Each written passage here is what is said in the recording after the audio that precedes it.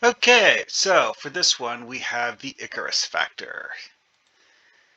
The main focus of this episode is actually on Klingon culture and how Klingons are insane.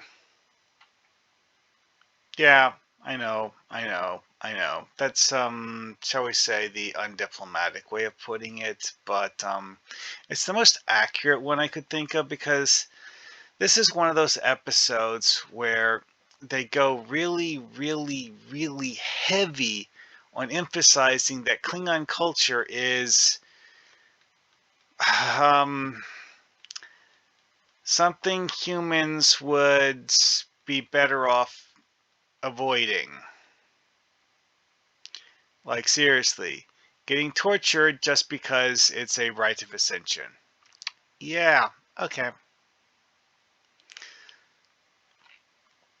Anyways, the actual, like, main plot and or A plot and B plot in this one of them is Worf's thing with the whole rite of ascension nonsense.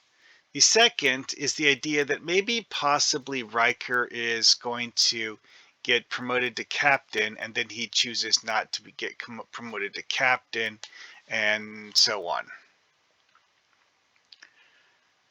Note, the USS Ares is actually considerably smaller than the USS Enterprise. I mean, being a captain's being a captain though, so hey. Now, we find out that Will hasn't talked to his father for something like 15 years, which is um, honestly not that weird given that Will is in Starfleet. I mean, yes, you would expect him to go home and visit family every now and then, but yeah. Other than brief visits, you wouldn't expect him to see them that often. Although, you could send like video messages to home or something. Anyway, though, this is the another weird twist is how deeply do Pulaski and Kyle Riker actually know each other? Yeah, that was a weird part. It's like, oh, you guys already know each other. Huh? And that's actually the entire plot.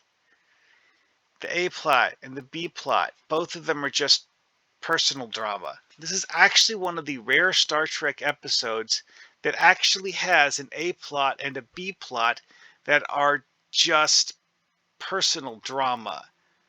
Granted, the, in the case of Worf, his personal drama could theoretically have resulted in him dying because Klingons are just hardcore like that.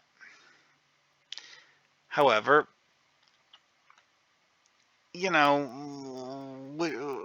arguably that's the A plot, with the B plot being the one with Riker trying to decide what he wants to do. At any rate,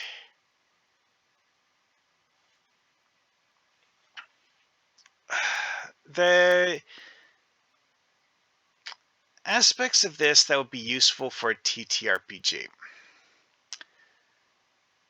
You know,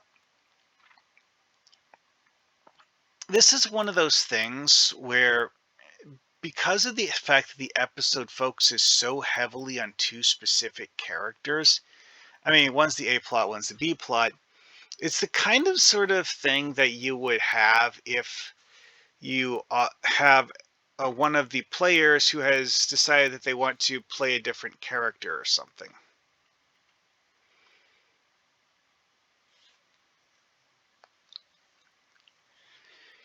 So it's like Riker getting transferred to a different ship and taking over as its commanding officer. I mean, like, okay, I'm done with this character. Away with you. I mean, you might be able to play that character later. That's certainly an option. But now you're playing a different character for the moment, at least. Anyway, though, the Worf thing, uh, I'm genuinely not sure what I would do with that in a TTRPG because, quite frankly, the nature of the rite of ascension seems more than just a little bit insane. I mean, would you want to have your character do something like that? Although, to look at this in a more vague, big picture sort of way, because, quite frankly, unless you're a Klingon, you don't have a reason to Klingon rite of ascension. You just don't. So, um, that gives you the question of what kind of similar things would you do for a different character? Well, that's entirely based on what the character is.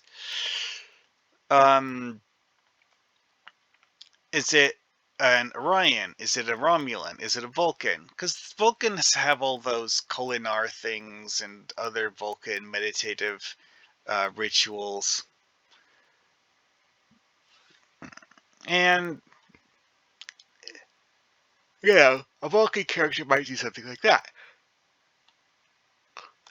It's very, very heavy on the personal drama, though. And when you have a group in a TTRPG having a personal drama that's laser focused on a specific individual, I mean,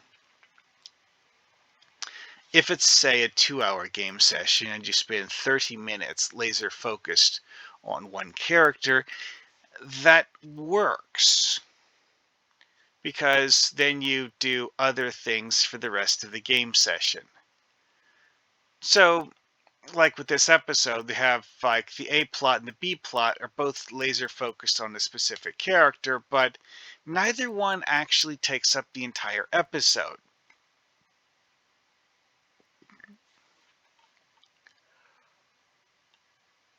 Uh,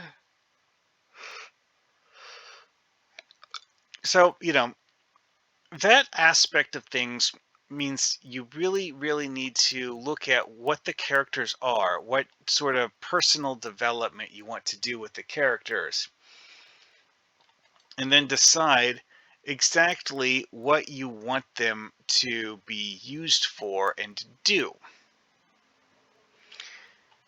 And that is interesting, to say the least. And something that you need to figure out as part of your specific campaign.